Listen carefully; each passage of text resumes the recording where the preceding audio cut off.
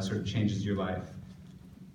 The books that I remember best are the ones I stole in Mexico City between the ages of 16 and 19, and the ones I bought in Chile when I was 20, during the first few months of the coup.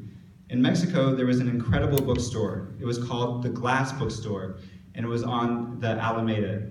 Its walls, even the ceiling, were glass and iron beams. From the outside, it seemed an impossible place to steal from, and yet prudence was overcome by the temptation to try, and after a while, I made the attempt. From the midst of that era, from those stealthy assaults, I remember many books of poetry, but it was a novel that saved me from hell and plummeted me straight back down again. The novel was The Fall by Camus, and everything that has to do with it I remember as if frozen in a ghostly light, the still light of evening, although I read it, devoured it, by the light of those exceptional Mexico City mornings that shine or shone with a red and green radiance ringed by noise on a bench in the Alameda with no money and the whole day ahead of me. In fact, my whole life ahead of me. After Camus, everything changed.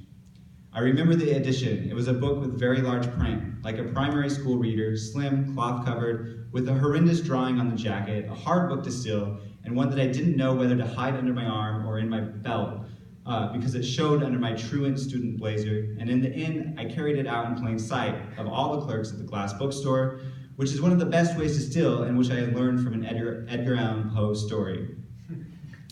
After that, after I stole that book and read it, I went from being a prudent reader to being a voracious reader, and from being a book thief to being a book hijacker.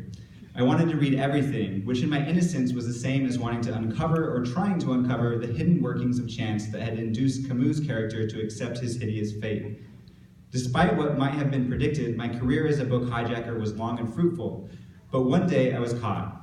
Luckily, it wasn't at the Glass Bookstore, but at the Cellar Bookstore, which is, or was, across from the Alameda on Avenida Juarez, and which, as its name indicates, was a big cellar where the latest books from Buenos Aires and Barcelona sat piled in gleaming stacks. My arrest was ignominious. I can't say that word. I'm going to stumble over that word.